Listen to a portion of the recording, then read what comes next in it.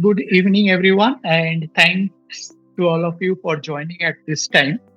To start with, let me give you a little brief about us. Those who have listened to our webinars in the past, great. Yes, the question from Aryan is there a certificate? Yes, all attendants who will be in this webinar from beginning till end will be getting a participation certificate. Okay, so just hang on there. So basically, the idea is EssProM Academy. We do these seminars on a regular basis. The idea of these seminars is that we want to give you some practical tips and tricks. Today, we have only students, mostly students on this webinar. The idea is to give you a brief about what we have experienced when we go for job interviews. Now, we are a consultancy company. We do take job interviews for several students, both freshers and experienced candidates. When we do that, we find some very good things and we find some not so good things. And our idea is to propagate the good things to all of you so that you can understand what are the things you should do and what are the things you should not do when you go for a job interview. Now, a job interview, as you are very well aware, is once in a lifetime opportunity. In today's world, you do not get lots of job interviews, lots of calls. However, you should make the maximum of the one or two occasions that you get. Now, we will talk about one very sure way to impress your interviewer and make sure that you get an even chance in passing in that interview. So we will be talking about having some practical experience when you go for that interview. Now, how can you get that experience and what all can you do and what all can you show to the interviewer is what we will discuss in this session. Now, let me share my screen so that, as I said, there are several good things that you can do regarding job interviews. But I'm going to talk about one. And that one is gaining some practical hands-on experience. Now, all of you know that in today's technology world, there are two things. One is skills and the other one is the degree that you get. Now, the degree is of course important. Without a degree, you wouldn't even get a call to the job interview. And you learn the basics, you learn so many subjects, you learn a variety of things in your curriculum subjects. However, on top of that, you need a little extra in order to make yourself different from all the others when you appear for a job interview. I tell all of my students that see, you have a class. In your class, you have your friends. And when you sit with them, you talk with them, you go to the canteen with them, you eat with them, you stay in the hostel with them. However, as soon as you get into the interview room, they become your competitors. If the company has a limited number of seats, then very often the situation is that either you will get through or this other person will get through. Now, at that point of time, we are talking about a professional competition. So, how do you ensure that you are the person who gets through that interview? Let's talk about that in this particular session. And then once you get this idea, this is something that you should try out in your job interviews. I guess some of you may be in your third year, in your final year of your degree curriculum. So you might be experiencing some Java interviews as of today, and you might be participating in some of them. So try it out and see if it works. It doesn't come in one day. The whole thing, that the plan I'm going to talk about, it takes a little bit of time, but please do try it out. Okay. So moving forward. First of all, why do we need this whole concept of projects? Moving beyond the academics. In the tech industry, GPA is certainly important. GPA is something that qualifies you for the interview. So the first time the interviewer looks at your resume, that person will probably look at you with GPA. They'll say anything above 7 in a 10-point scale is what we will consider, or anything above 4 in a 5-point scale is what we will consider. So that's okay. So GPA is extremely important. You need to maintain that. But then, why are they hiring you? If you ask yourself this question, try and understand why they want to take you into their company. You see, a company is basically nothing but a business organization. So they are doing some work, and through that work, they are trying to get some profit. Now, this profit is collected from the customers, right? I do some project, I do some work for the customers. The customers in turn will pay the company, and part of that money which the customers are paying that company will come to you as an employee. So that's a very simple process flow. But then the customer will ask this company to do a project, and you in turn are expected to help the company execute the project. So you have to have some kind of an experience to execute a project at whatever role the company puts you. Now, it might be a developer role, it might be a tester role, it might be a documentation role, it might be HR role, or any other role. But at the end of the day, you have to get involved in that project. So the company will definitely give the maximum possible weightage to that person who has some kind of background project experience. This tells the company directly that yes, this person is going to be able to help me execute the project. So having some kind of an experience is extremely sure shot idea. So I'm not going to repeat it again. All what I am trying to say is practice is something which supplements theory. Now, this particular slide says theory versus practice. Now, don't think that practice is something which goes against theory. No, practice is something which aids theory. Practice is something which helps the theory to get implemented. So, until and unless you implement, that theory is as good as useless. So, that is why it is important to know how you implement the theory for a real life outcome. So, where can you do that? You can do that in various positions in your college. There are various ways to do it. I'll tell you exactly what.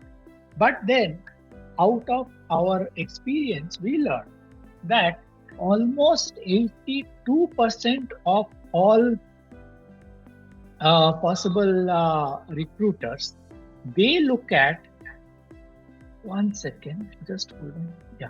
82% of all possible recruiters, they look at practical skills.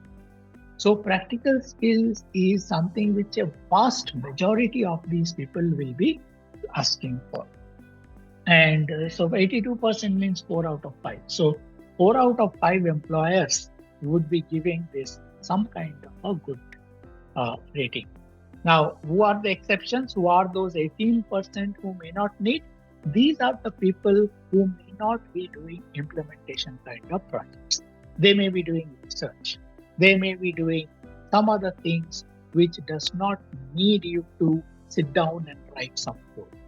So those are the people who are the other 18%.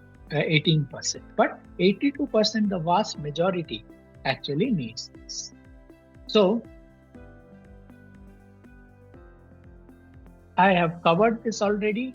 What do these projects prove? Whatever projects you do, what do they prove? First of all, they prove technical depth. It shows the recruiter that you know the subject that you are talking about. Until and unless you know the subject, you cannot implement. You can learn a lot of C programming in a classroom, but you will be able to actually implement the C programming only when you go to the lab and write a program and execute it and follow it.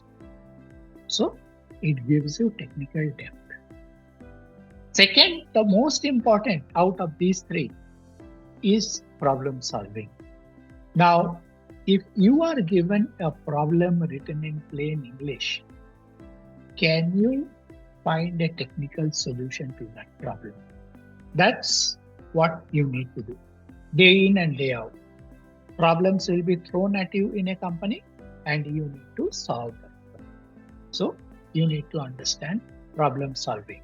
And if you do a project, you do exactly that. You solve problems. And the third thing that you almost always learn is collaboration, because a project, whether you do it in a college or whether you do it in an internship or whether you do it in a company, is always a team effort. How are you able to work as a part of the team? All of the team members should move in sync. They should not move in all different directions. In that case, the outcome will never come. So how are you all able to work together? So this is what your project experience proves. So you can understand that if you put yourself in the place of a recruiter, these things are extremely important as far as his or her requirement is concerned. Right? Now, given that projects are important, we need to talk about how you get project experience. You will say that, yes, I am a student. I can do a final year project and maybe I can do some internship. That's it. Other than that, what can we do? But no, there are various ways you can actually build something. There are various ways you can actually implement your technical expertise. So let's see what these things are. So one very important, the most important thing is your obviously curricular academic project. I have seen many students take their projects very lightly. Please do not do that. That is the only practical working experience you get in a college. You do not need to put a lot of effort on this, but please do put in the maximum possible effort that you can, work with your team and deliver something. I have seen situations where people may not know the role they were playing in the project. Be very clear about what role you are playing. Okay? So why is this important?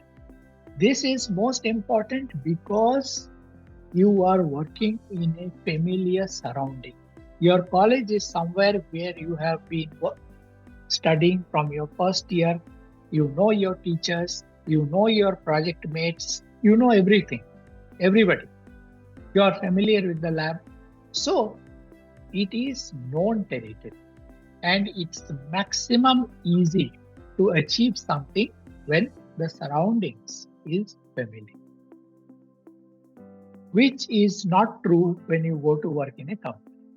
There you have unfamiliar people, unknown teammates, so on and so forth. So this gives you a very easy way out to get some experience. And I would implore you to please use this experience, please use this opportunity to the fullest. What's the next one? The next one is the internship. This is also provided as a part of the college curriculum.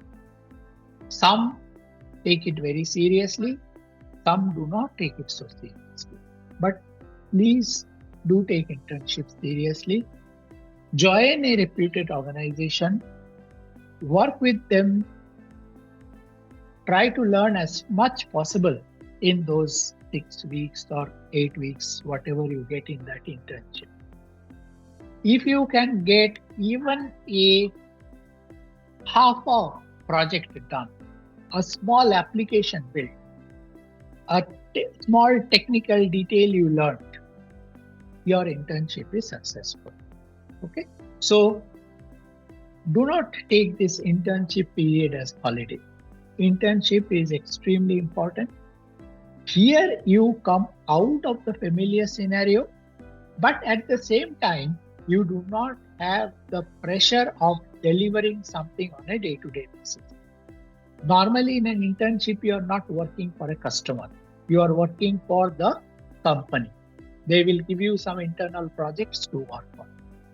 So you have some amount of flexibility, you have some amount of relaxed timeline.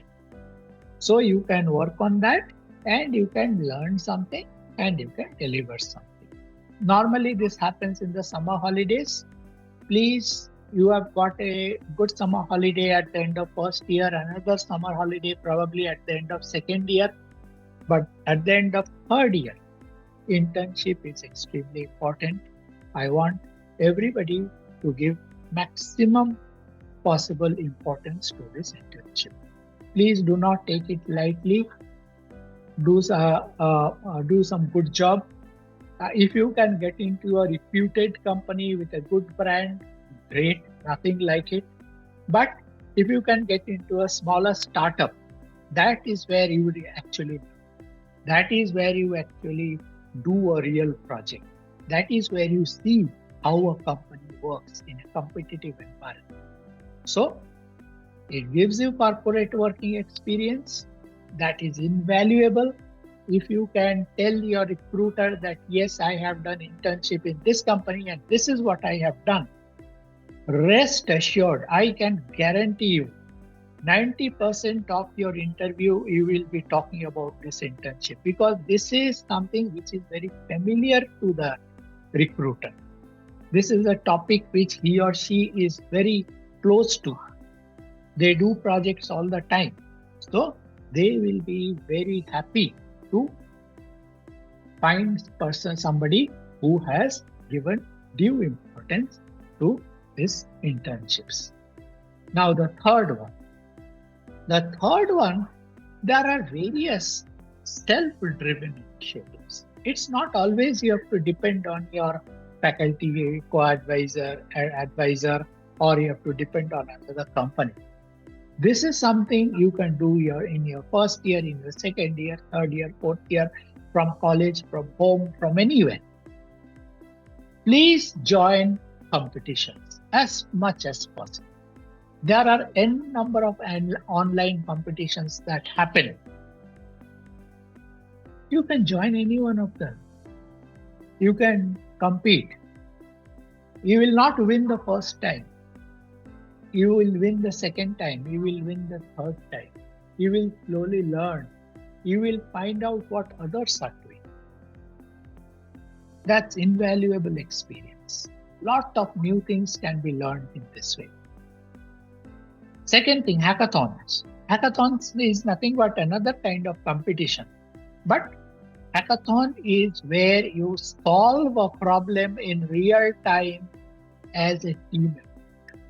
So It gives you both these two skills. One is working in a team, and the second thing is solving a problem quickly. You don't get unlimited time in an hackathon. You will get 12 hours, 24 hours, maybe 48 hours. So within that period of time, you have to understand the problem, you have to find a solution, design a solution, build it, and show to the evaluators that this is what I have done. Invaluable experience. Open source. Open source, why it is important? Because nowadays all software has open source version. Using an open source software, you can actually download that and you can do your own modification so that you learn how an application is. Okay, up to now we were talking about projects, but open source applications are complete applications, functional applications that actually work, but it gives you access to the code for that.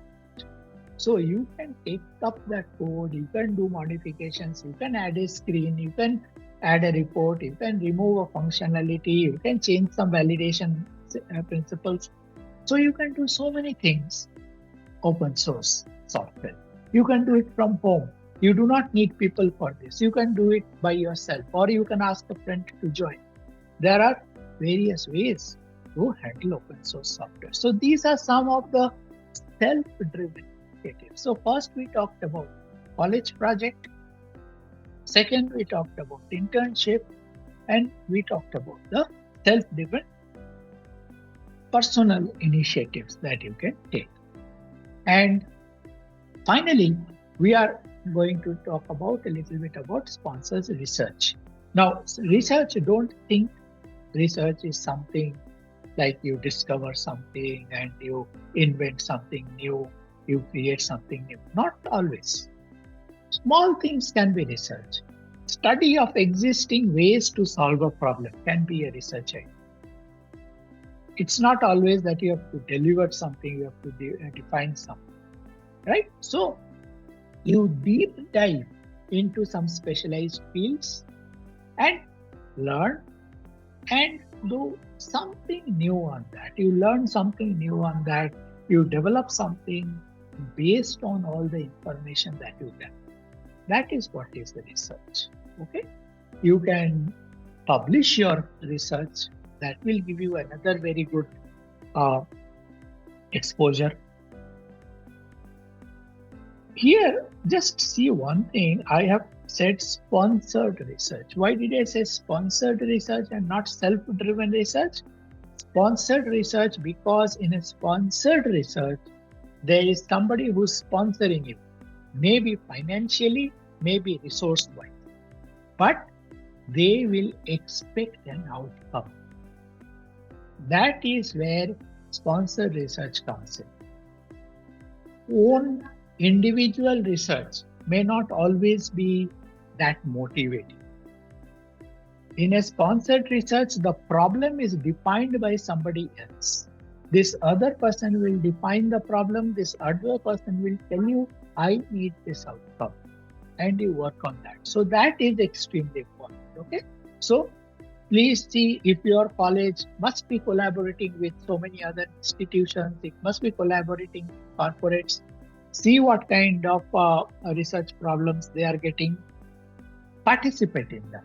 As UG students, you can be an assistant to a PhD student or to a faculty member, and that will be enough amount of learning for you. Okay. So these are the few things that you can do. And I have included this one slide just to tell you that in today's world, use of AI tools is extremely important. In the process of doing a project, any one of those previous 4 categories, it can be internship, it can be a curricular project, it can be self-driven, it can be research-oriented project. But in all of these, please try to use AI tools that are today available.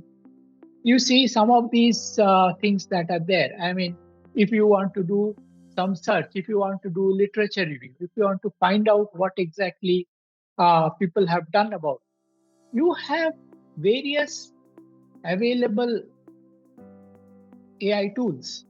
Now, remember one thing, whatever I have put in here, whatever the tools we have mentioned here, they are all free. None of them cost any money. If you want corporate versions, multi-user versions, that might cost money, but individual versions of all these tools are free. So you can just download them on your computer and use them for your own purpose. That will give you access to much more information than Google does or whatever your hard copy library does. Okay? So you can do scientific research on this. You can make wonderful outputs, visual representations of your whatever is your outcome. Maybe an excellent diagram or maybe an excellent report using some of these tools like Gamma or Napkin. You can do data analysis. Instead of Excel, use Notebook AI Julius. For documentation, use any of these tools. ChatGPT is not too good with documentation. Gemini is much better. Claude is excellent on documentation. Okay, so use these both to search contents of a document and to create a document. This particular PPT that you are looking at, this was made using an AI tool. Okay, so it can give you good output in less amount of time. So use this to increase your efficiency. That's the only idea.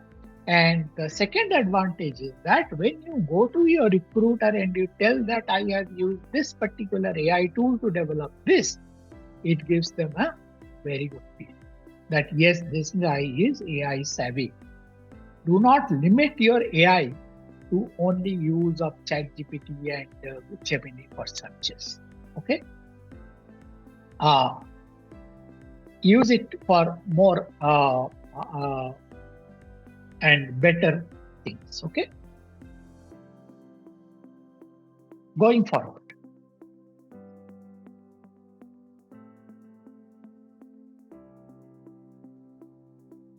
Nothing is worth it until and unless you showcase. What do you mean by showcase? What you mean to say is you need to beat your own back and beat your own drum and go and tell the recruiter that yes sir, I have done this project, or yes ma'am, I have done this research. You can take my word for it, you can shout that out, and that will be something which everybody will appreciate. Not everybody will have some kind of a real project experience. So you need to make your experience visible. Okay? How do you do? You have to build some kind of winning portfolio. So there are 5 or 6 things that you absolutely must do. Maintain an active GitHub account. Okay? So you create some README files in that. You create some things that others can use to understand whatever knowledge that you are using. Okay? So that will give them an idea that yes, you have some amount of knowledge. Deploy your code live. That's also another thing. I mean, you have written a code. Don't keep it to yourself. Don't keep it in your laptop. Go and deploy it somewhere live and show others that yes, I have developed something that works. Highlight the impact. What did it do? What is your project achieving? I'm sure you have a LinkedIn account. Put it on the LinkedIn account. Say that I have done a project which does this, which may be small, but as a student, it must be highlighted. Somebody should come to know that yes, this person X, Y, Z have done something that is extremely important, has done something which adds value, has solved a problem. Write technical blogs, another way to advertise yourself. Blogspot or wherever, or you write articles on LinkedIn. Write some technical blogs, make yourself visible, you will gain followers. Don't spend time only on Facebook and Instagram. Those are good, but those are for a different purpose. Places like LinkedIn are the places where you get in touch with professionals. So I'm sure all of you are on the social media, but again, just wanted to mention that social media is the easiest and the fastest way you can reach out to a wider audience. So use the social media as much as possible for professional value add things, not only for sharing your vacation pictures. And the last thing is something which I would like to highlight. Always carry a copy. Always carry a copy. What do you mean by carry a copy? If you have developed an app, put that app on the cell phone. Take that cell phone anywhere you go and open your app and tell everybody, I have developed this app. That may be in your job interview, that may be in your when you meet your teacher, that may be when you meet to go for any other professional meet, or you go to a conference, or wherever you go. Show. Put it on your laptop, or put it online, or put it on your cell phone and show it to others that yes, I have developed this. And then only people will understand that yes, there is something that this person has done. So showcasing is equally important, and thankfully in today's world showcasing is not difficult. There are so many ways you can do it. You can do it for free, so do it. Do a nice diagram and put it up in the college notice board. Who's stopping you? If you have a good looking diagram, good looking scientific diagram of your project, and you go to your teacher and your HOD, I am 100% sure they will accept. I want to put it on the notice board because it adds value to the college itself. It adds values to that notice board itself. And in the process, you promote yourself. So please do some promotion. This is important.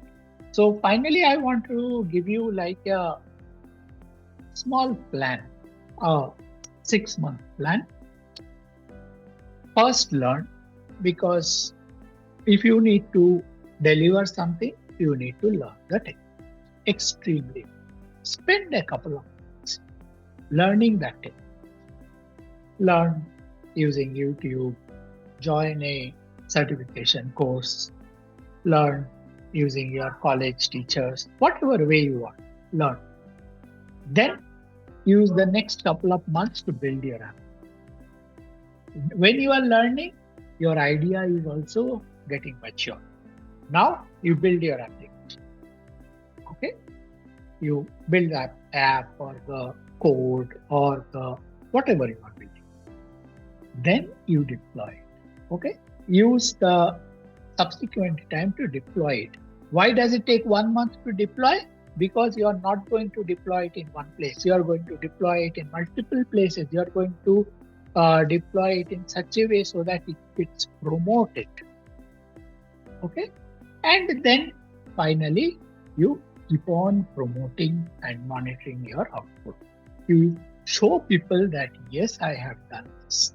Now, if you follow this timeline, if you draw a small project plan for yourself and you follow this timeline, extremely sure that you will get an output. Don't keep an open timeline. An open timeline never works. So keep a fixed timeline, make it work, and then deploy it and show it. Okay? Until and unless you have some deliverables at fixed time, you may not be able to do it. Now, this is again indicative timeline. Some technologies may take 3 months to learn, so you have to adjust the timeline accordingly. But roughly, these are the steps you follow on that. So that's what you do. Okay. So that's all I wanted to cover. It's a short session today. All I wanted to tell you is please spend some time implementing whatever knowledge you have gained. There are various ways to do it. Doesn't cost a lot of money, but you need to take some effort and you need to move in the right direction. You should have a mentor. That is important. You can ask one of your college teachers to be your mentor. You can ask your next door some uncle to be your mentor. You can ask somebody from a company, a friend to be a mentor. Your senior, your bigger brother or somebody to be your mentor. Uncle to be your mentor. Somebody under whose guidance you are. Otherwise, it's very easy to lose track. So please do. So thank you. This is the basic thing that I wanted to cover. So I will keep this forum open for questions. In case if anybody has any questions, please let me know. I'll be happy to answer your questions. You can unmute yourself and speak it out. So I guess this was a very simple topic and it is very self-evident. And I really saw that there's some effort is lacking in this. So I would really want you to consciously put some effort in this, because otherwise it becomes very difficult. So I have shared my email ID and I have shared my phone. I don't know my phone number is there, but please feel free to write to me. Now this particular video, we are, how can I demonstrate hands-on skills to recruiters? That's what I am talking about, Savio. Please go through this whole thing.